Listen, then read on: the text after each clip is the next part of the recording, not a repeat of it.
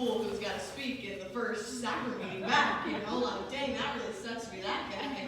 And I got the text at work one day, I was like, oh, I'm that guy. But honestly, like, it is so exciting. I'm so excited to be back here with everybody. I'm so happy to be able to talk. It's been a really uncertain time, right? Like, I didn't even know how they were going to pass sacrament today. Like, nothing is the same anymore. And it's kind of wild. Like, in all of the uncertainty, where do you find stability? What do you do? And how do you find hope? How do you keep your testimony stable? And I was thinking about my mission, and I was thinking about preparing for this talk. And I had my favorite scripture come to mind that I would share with everyone we met on the streets, and it's John 14:18. It's like the perfect scripture it's like the perfect band-aid for any wound. It's just super simple. It's a promise of God to his prophet. I will not leave you comfortless. I will come to you. And I feel like that is so powerful and so important. And the simplicity of the Lord's statements. When he does speak in scripture, he is typically very simple because he doesn't have to put a lot of words to it. He just is who he is, and he knows what he knows, and he loves us because he loves us. And he won't leave us comfortless. He will come to us. And I was thinking about examples that I had seen of that, and thinking about people I had met on my mission. And this girl, her name was Allison, so we were like soul sisters, Allison. She came to mind, and she was incredible. She was in my second to last area in the YSA ward that I just adored. I had so much fun there. And she was from Columbia, going to college in Texas. And she was all alone. It was just her and one of her sisters who lived 3 hours away in Corpus. And she was amazing. Her family was incredibly anti with the church. They could not even stand the mention of the church's name. But she had an aunt and an uncle who were both members. And she had always had memories of them talking to her about the church and feeling so good about it, and like hearing the things that they were saying and like understanding them and really feeling good about them in Columbia. But she hadn't had the opportunity ever to attend a sacrament meeting or anything because her family was so against it.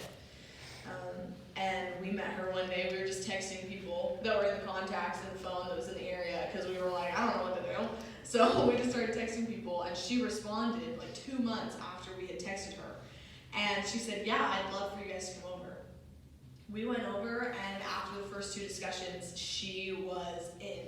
Like, she was in it to win it. She knew the church was true. She loved the Book of Mormon. She had the strongest testimony of almost anybody I've ever met. She was so incredible. And we set a date to get baptized for her, and she was so excited. And the day that we showed up with our elders for her baptismal interview, she had emailed her parents like a week earlier and said, I'm going to get baptized in the Church of Jesus Christ of Latter-day Saints, and I think it's only fair that you know before I do that because I respect you, but I'm doing this, and there's nothing you can just tell me. Like, they were in Columbia, she was happy with her decision, and we showed up with our elders, and her mom had hopped on a plane from Columbia and flown to the U.S. to stop her from being baptized. And we were 4 white kids who didn't speak the best Spanish because we were in Texas, so we spoke a lot of Spanglish. And this woman was from Colombia, and she was very Colombian, so she was like going off, and she was not happy that we were there. And I remember looking at Allison, and she was sitting on the couch next to us, and her mom was just not pleased at all. But I remember looking at her and having the strongest feeling of just strength and of this desperation for the truth and for the church. And that regardless of what was happening now, she was going to be able to find the truth for herself and be able to follow that path. And I remember having that impression so strongly and thinking, how could anybody do that? Your mom is standing right in front of you and is telling you all these terrible things and telling you that she won't support you. How could she still continue on this path? And that's what Allison thought too when we talked to her later. But we all knew that the Lord loves his children and that he guides us through uncertain times. And we all knew that the Lord loved Allison. And so we knew that it would all be okay, that it was going to be solved. Well, nothing happened while I was there. She continued to come to church. Her mom flew back to Columbia, and they had struck a deal. Like, I'll go to church, but I won't get baptized. And that's just what you're going to have to be okay with. And her mom agreed. And so they said, okay. And her mom flew back to Columbia, and everything was good. And then nothing really happened. I was out on the mission for a couple more months, and I knew of Allison, and I knew that she was still progressing and still happy, but I didn't know that anything had happened until like a month after I got home. One random day, I get a Facebook Messenger message from Allison, and it was an invite to her baptism. She didn't say anything else. It was just join us on Zoom for the baptism of Allison Cabanzo. And I was overjoyed. I was over the moon. I was so happy. And it was such a testament to me of the fact that the Lord does guide us through uncertain times, and that there is a light at the end of the tunnel. There is happiness coming for us.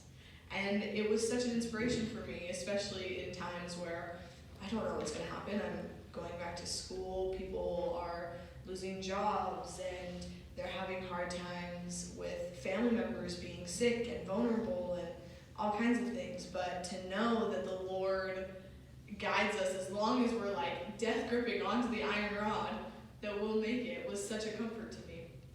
And that was a theme throughout my whole mission, of that love and that guidance and that testimony that is getting me through today, and that should be getting us all through today, is the Lord will guide us, and he's there to protect us, and he loves us even when it doesn't feel like it. My mission was one of the hardest things that I have ever done. It was an incredible experience, but I got a lot of curveballs I didn't expect. Like life throws at everyone. Life is just full of things we don't expect. The Book of Mormon talks about trials being consecrated for our gain. Like without hardship, there would be no happiness. There would be no easy times if there weren't hard times. Because we wouldn't know how to appreciate them. We wouldn't know how to appreciate the easy times. There were a lot of things that I didn't understand why they happened. I didn't understand how they happened. That I didn't ever think would be in the cards for me, but that the Lord knew that they would be. Like, I got really sick. I have been healthy my whole life, and yet on my mission, the time where I'm serving the Lord, I got sick. I didn't get the coronavirus, so that's okay. Everybody can take a breath. But I did get sick, and it was really, really hard and really confusing. Like, I'm serving the Lord. Why am I sick? Why am I struggling? Questions that all missionaries ask themselves. Why am I having a hard time? I'm serving the Lord. But I think the most beautiful part was that it made me a better missionary for those people that I touched. The times that were so hard made me a better person. They've made me better for my family once I've come home. They've made me better for myself. They made me better for the people that I met while I was out. And they've made me better for the people that I will meet in the future. And that is what I think will happen to all of us through this hard time. Whatever difficulties your family is going through, I don't think there's a single family not being tested in some way right now. I think that this is going to make us better, and it's going to prepare us for the future, regardless of what that is or if we want it or not. But I just have a very, very solemn witness and a very sure witness that the Lord is there for us, and he loves us, and he cares about us, and that he will not leave us comfortless. He will come for us. And I say these things in the name of Jesus Christ. Amen. Amen.